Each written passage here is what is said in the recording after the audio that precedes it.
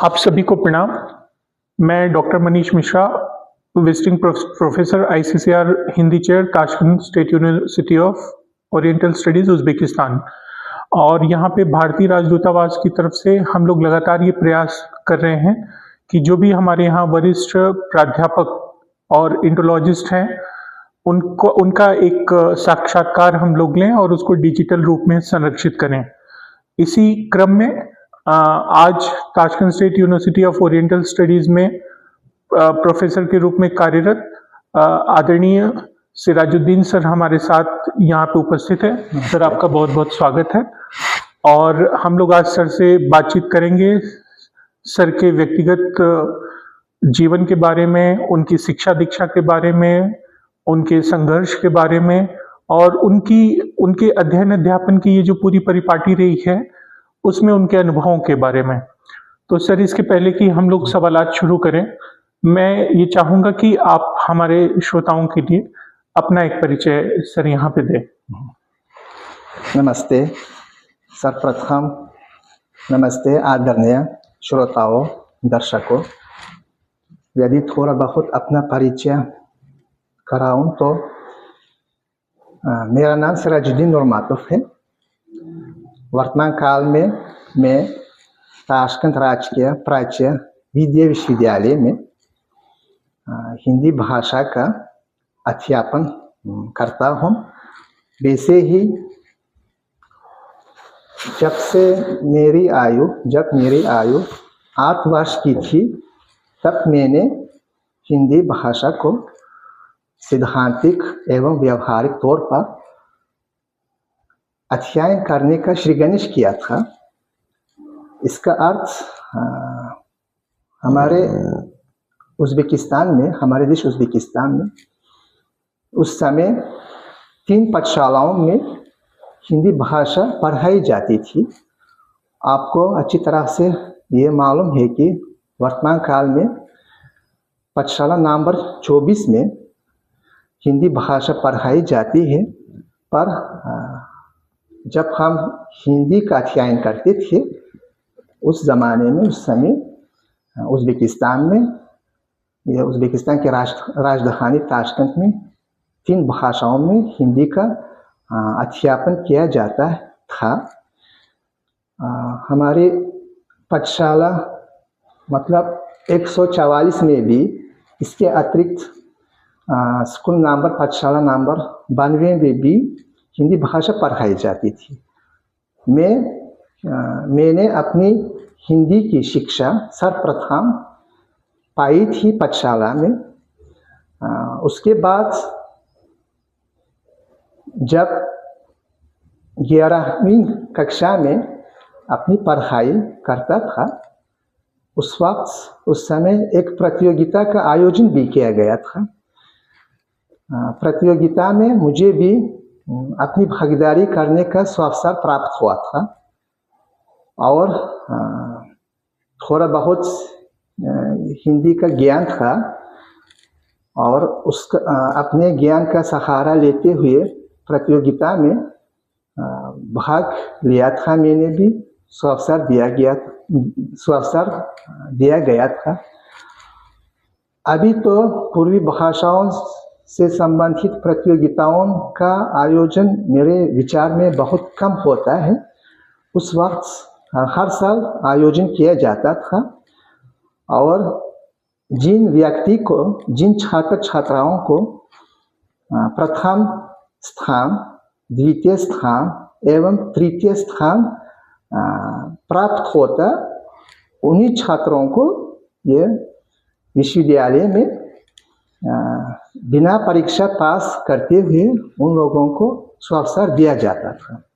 मैं अपने आप को वही भाग्यशाली व्यक्तियों में से एक समझता हूँ। सन 1994 में प्रतियोगिता में भी मुझे भाग लेने का अवसर प्राप्त हुआ था, मतलब पाठशाला की ओर से, और तीसरा स्थान प्राप्त करने का अवसर प्राप्त हुआ था। ये मेरे लिए अपने जीवन में बड़ी सौभाग्य की बात हुई थी। इसका मतलब सन 1994 में मुझे इसी विश्वविद्यालय में दक्षिणी एशिया की भाषाओं के विभाग में दाखिला लेने का अवसर मिला था, मौका मिला था। उसी साल से हिंदी भाषा को और विस्तारपूर्वक विस्तृत रूप में अध्ययन करने का क्या मतलब अपना कार्य जारी रखा था। वैसे ही पाठशाला में भी थोड़ा बहुत सीखने की कोशिश की थी। वैसे ही ये भूलना नहीं चाहिए, यदि मैं हिंदी से संबंधित हमारी पाठशाला में हिंदी नहीं सीखी होगी, शायद मैं आजकल अपने जीवन को ये हिंदी भाषा से जुड़ नहीं सकता। इसीलिए मैं बहुत अपने अध्यापकों का आभारी हूँ। जब पाठशाला में हिंदी सीखते थे, वहाँ भी वरिष्ठ हिंदी के प्राध्यापक लोग पढ़ाते थे। उदाहरण स्वरूप डॉक्टर भी कह सकते हैं, हकीमा शुकुरवा, मरजाहिद दिलबार जी, तमारा जी, वहाँ भी तमारा नाम की हमारे अध्यापिका थी। सभी लोगों ने हिंदी भाषा को जी जान से हमें पढ़ाई थी।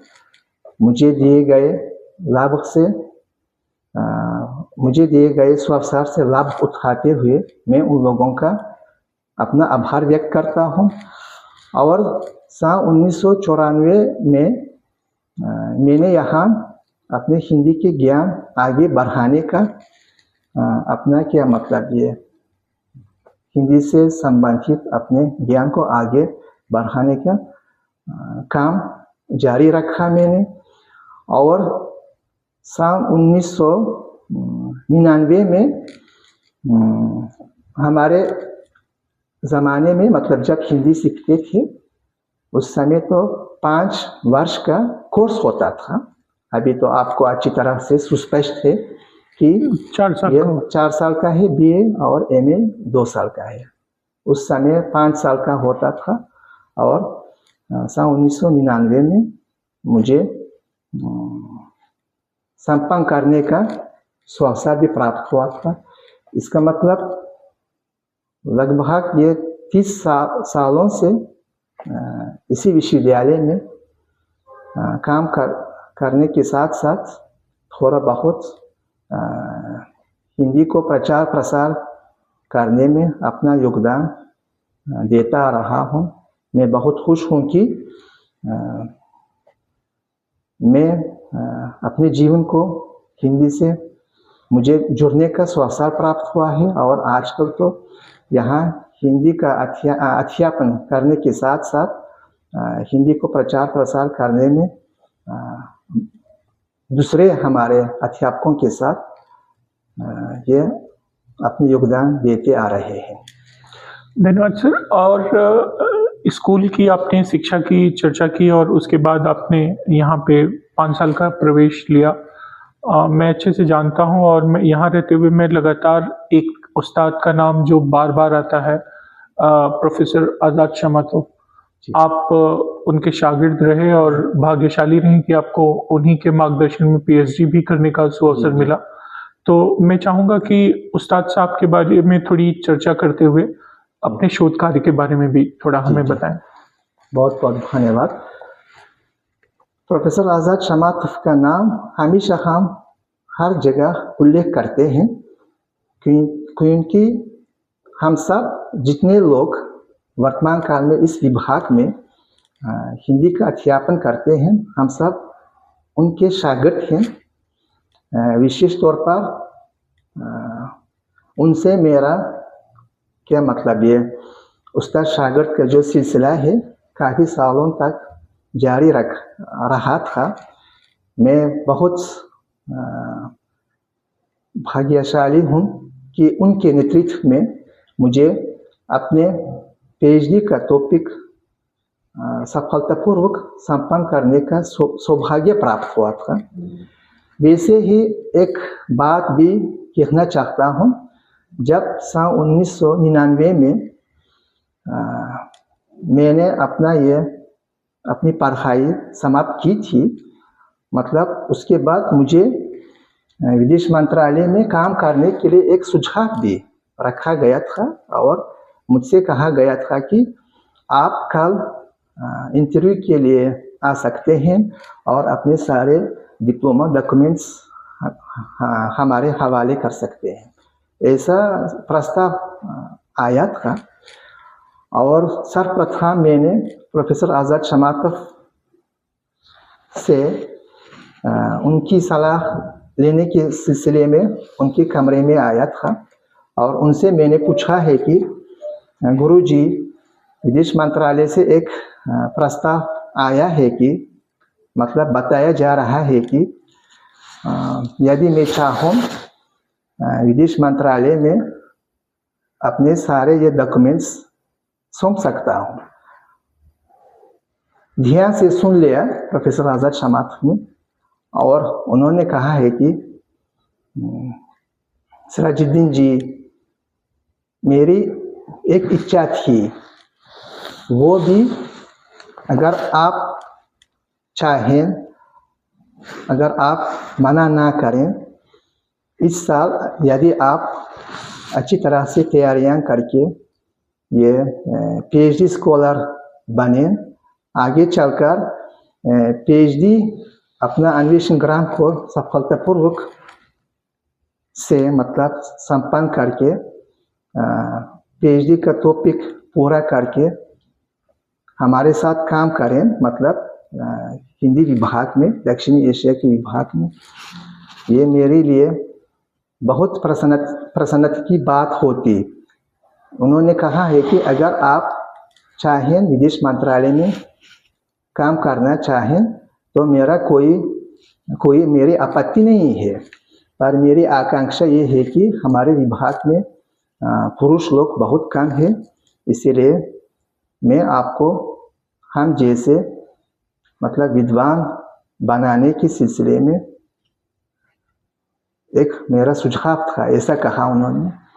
मैंने तुरंत अपना उत्तर दिया है कि मान्यवर गुरुजी, यदि आपकी इच्छा यही है तो मैं आज ही मना कर दूंगा, मतलब मैं विदेश मंत्रालय में काम नहीं करूंगा, बल्कि जैसा आपने इच्छा की है, जैसा आपने कहा है कि मैं पूरी तरह कोशिश करूंगा पीएचडी स्कॉलर बनने की और आगे चलकर हिंदी भाषा को क्या मतलब प्रचार प्रसार करने में और भारत विद्या को थोड़ा बहुत अपनी ओर से विकसित करने में मैं भी अवश्य अपना योगदान दे दूंगा, ऐसा उत्तर दिया मैंने उनसे। बहुत प्रसन्नता हुई हमारे गुरुजी को और उसी के साथ उन्होंने ये कहा है कि तो इस साल आपको मैं विषय दूंगा, मतलब इस साल आपको पीएचडी स्कॉलर बनना ज़रूरी है और 3-4 सालों के दौरान आप अच्छी तरह से अपना ये थीसिस पूरा करेंगे, संपन्न करेंगे। इसके बाद हमारे विभाग में आप भी दूसरे अध्यापकों की तरह हिंदी का अध्यापन कर सकते हैं, ऐसा अपनी आकांक्षा, अपनी इच्छा प्रकट की थी उन्होंने। और विषय भी दिया उन्होंने, क्योंकि आपको पता है हमारे विभाग का नाम दक्षिणी एशिया से संबंधित है, मतलब उस समय पहले सर्वप्रथम हमारे विभाग का नाम हिंदी विभाग कहा जाता था। उसके बाद मेरे जहाँ तक मुझे पता है, आज़ाद शमातफ ने, हमारे प्रोफेसर आज़ाद शमातफ ने एक बार उन्होंने कहा था, सन 1993 में हमारे विभाग का नाम हिंदी विभाग से दक्षिणी एशिया की भाषाओं के विभाग नाम पर यह बदल गया था। इसीलिए उनकी एक ही आकांक्षा थी, मतलब अभिलाषा थी कि हमारे विभाग में न सिर्फ हिंदी और उर्दू भाषाओं का अध्ययन और अध्यापन किया जाए, बल्कि दक्षिणी एशिया की दूसरी भाषाओं का भी अध्ययन और अध्यापन किया जाए। मतलब ये आपको पता है दक्षिणी एशिया में बंगाली भाषा भी है, सिंहली भी है, नेपाली भी है, और मालदीव का जो द्वीप है वहाँ भी मालदीव की भाषा है। इसीलिए उन्होंने कहा है कि बंगाली भाषा पढ़ाई जाती थी। हमारे स्वर्गीय जाहिद साबितोव, डॉक्टर जाहिद साबितोव के देहांत के बाद बंगाली भाषा का अध्ययन और अध्यापन का कार्य भी रुक गया है। इसीलिए आप सिंहली सीख लीजिए और सिंहली भाषा को सर्वप्रथम आपको स्वयं शिक्षक की तरह सिंहली भाषा को सीखना पड़ेगा। उसके बाद आप हिंदी और सिंहली भाषाओं को, दोनों भाषाओं को तुलनात्मक अध्ययन पर अपना ये पीएचडी टॉपिक संपन्न करेंगे, ऐसा उन्होंने अपना प्रस्ताव रखा था। और उन्होंने ये विषय मुझे दिया है कि हिंदी और सिंहली भाषाओं में संख्यावाचक